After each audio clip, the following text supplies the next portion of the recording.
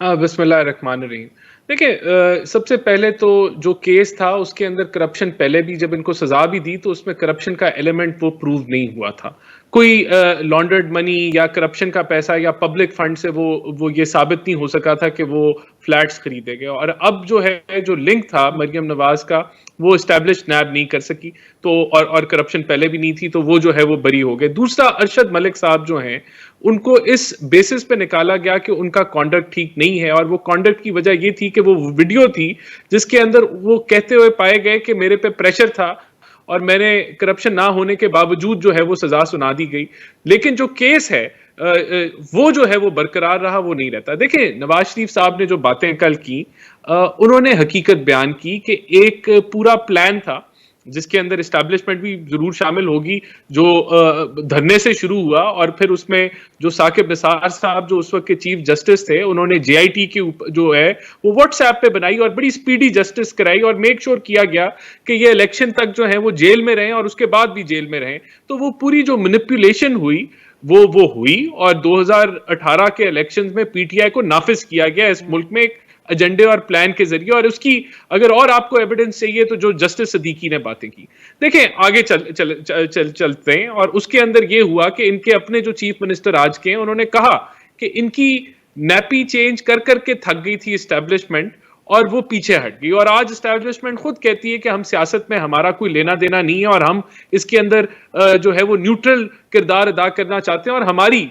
जितनी भी जमातें हैं या खास करके पीएमएलएन, उसका भी यही मौकफ है कि दे शुड बी न्यूट्रल और उनका जो है वो रोल सियासत के अंदर आईनी होना चाहिए। और अगर आइन में नहीं लिखा कोई रोल तो नहीं होना चाहिए। जब आप मुजामत करते थे राना साहब, ये बात आपकी, जब आप मुजामत करते थे और मरियम साहबा कहती थी ये बड़ों की लड़ाई है, ये आपस में हमें सॉर्ट आउट करने दें, तो उस वक्त इस बात का क्यों नहीं एहसास होता? अब जब आप ये बात कर रहे हैं तो उसमें फिर उनको एक तरफ रख के आप सिर्फ इमरान खान को सॉफ्ट टारगेट क्यों बना रहे हैं? ये जुडिशरी का भी इसमें रोल फिर आपको नजर आता है, जो आप बात कर रहे हैं, इदारों के हवाले से भी रोल नजर आता है। मैं बता रहा हूं ना, देखिए अदारे तो न्यूट्रल हो गए, अदारों ने जब बैसाखी इनसे वापस ली तो ये गिर गए और एक नेचुरल तरीके से, आईनी तरीके से हुकूमत ने नो कॉन्फिडेंस किया और वो हुकूमत में आ गई। अब बाकियात जो हैं वो जुडिशल रह जाती हैं कि जहां जुडिशरी ने एक टारगेट, एक प्लान के तहत, जिसमें साकिब निसार साहब की बात की जाती है, उन्होंने ये पूरी साजिश की, टारगेट किया हाउस ऑफ शरीफ को।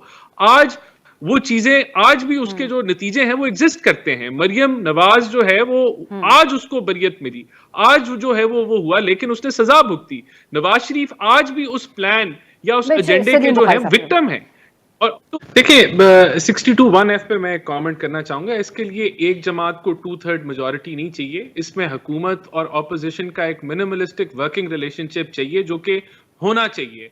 और इस तरह के मामला जहां गैप्स हैं या जो है वो लूप होल्स हैं और जहां आपको कोर्ट्स जो है तशरीह करता है, वहां मिलजुल के बैठ के लेजिस्लेशन कर लेनी चाहिए। और ऑपोजिशन हुकूमत जब मिल जाए तो इस तरह की चीजों पे 2/3 आपको मिल जाती है। ये फर्ज है पार्लिमानी जमहूरियत में दोनों को कौमी एजेंडे के ऊपर काम करना। तो इसके लिए आपको 2/3 देखें। दूसरा, जहां तक आप अदारों की बात करते हैं तो अदारे वो कह रहे हैं न्यूट्रल हैं और उनका सियासत में कोई लेना देना अमल नहीं है, और हमारी भी यही ख्वाहिश है। इनकी ये ख्वाहिश है कि उनको न्यूट्रल नहीं होना चाहिए, उनको हमारी सिलेक्शन करनी चाहिए क्योंकि हम बहुत अच्छे हैं। लेकिन दूसरा जो इनका बयानिया है वो एक्सपोज हो चुका है, पर्दाफाश हो चुका है। जो साजिश थी, जो साइफर था, उससे खेलना था और आपने मिनट्स और एनालिसिस अपने मुताबिक करने थे। फिर जो सारी ये जो ऑडियो लीक्स है कि किस तरीके से इसको ट्रांसक्रिप्ट को लेटर बयान करना था और इससे जो है वो सियासी फायदा उठाना था, और क्योंकि ये माहौल गर्म था तो इसको फुल बेनिफिट इससे लेना था। तो इस बेसिस पे ये कहते हैं ना, नो कॉन्फिडेंस जो है उसके ऊपर तो इनके जो एक्शन थे उनको तो आइन शिकन डिक्लेयर कर दिया गया और 5-0 के तहत किया गया।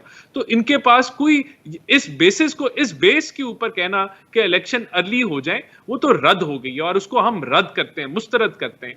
अब अगर इनकी कोई और वजूहात हैं कि ये चाहते हैं इलेक्शन पहले हो जाएं या इनकी ख्वाहिशात हैं, तो उसके ऊपर जो है वो आइन सर नहीं झुका सकता। आइन के मुताबिक टेन्योर अगस्त 2023 तक है। अब अगर ये बज़ेद हैं कि इन्होंने आना है और ये अनाउंस कर रहे हैं ना, ये तो पब्लिक अनाउंसमेंट है इनकी चैनल्स के ऊपर, ये कहते हैं कि हमने डी चौक पे आना है, हमने रेड जोन में आना है, तो वहां तो हुकूमत अपनी रेड कायम करेगी, इनको कतन इजाजत नहीं दी जाएगी कि वहां आए। और हम अपनी जो जिस तरीके से हम इनको रोक सकते हैं, जो पॉसिबल मुमकिनाना तरीके हम रोकेंगे। اور اگر یہ قانون کی خلاف ورزی کریں گے, اگر سیکشن 144 امپوزڈ ہے اور یہ وائلیٹ کریں گے, تو آبویسلی حکومت جو ہے وہ اپنی رٹ قائم کرے گی. اور میں سمجھتا ہوں کہ جب تک اب اس پہ جو ہے وہ انکوائری شروع ہو گئی ہے اور جلد اس کی جو رپورٹ ہے وہ عوام کے سامنے آ جائے گی. یہی طریقہ کار ہوتا ہے اس کی انکوائری کرانے کا. ہر چیز کے اندر آپ کورٹس اور جوڈیشری کو آپ اندر نہیں لے کے آتے. اس کے اندر جو انٹیلیجنس ایجنسیز کے نمائندے ہیں وہ بیٹھے ہوئے ہیں, اور وہ کسی پارٹی کے ممبر نہیں ہیں.